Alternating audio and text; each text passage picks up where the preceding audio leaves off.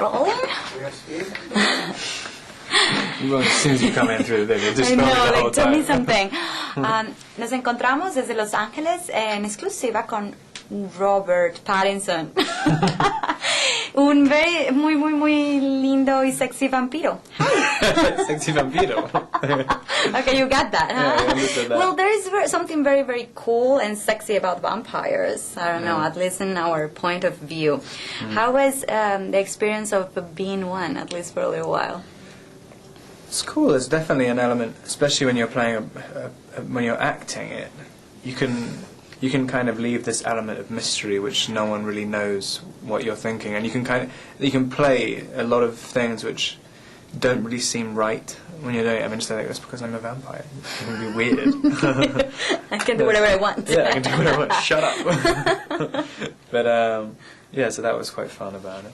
And it's always a good subject when you have a love story, especially if it's impossible love. Love cannot be, can you share your thoughts about this special bond between Bella and Edward?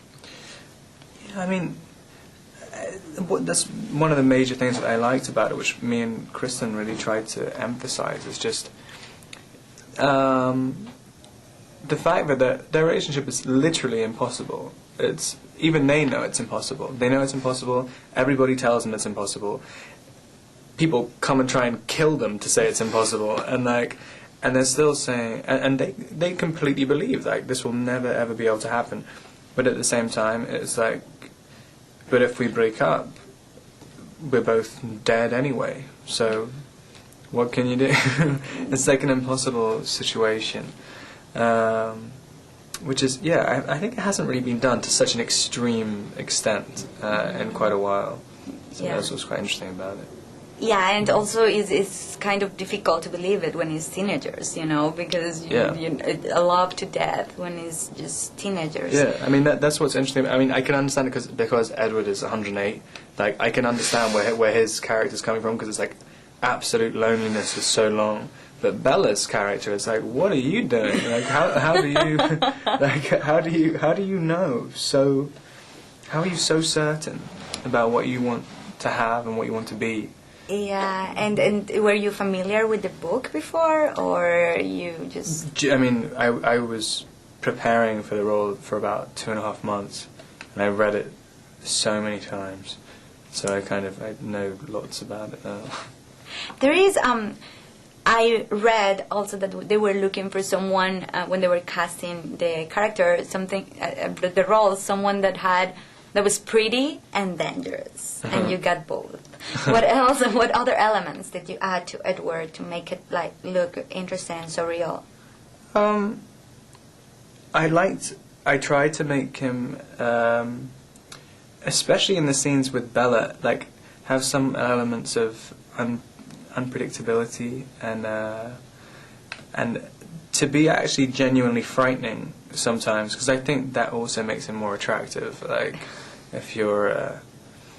if when he says I'm a monster and I'll kill you if you get too close, but Bella's always saying in the book, I don't believe you, and it seems like it's a very safe and secure thing in the book, and he definitely won't ever hurt her. But I try to make it in the film that there's a much more real chance.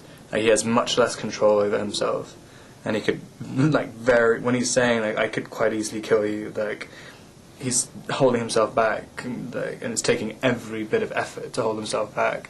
And she isn't so certain. It's I know you won't, but she's kind of telling him as well, I know you won't, not I know you won't. and there is a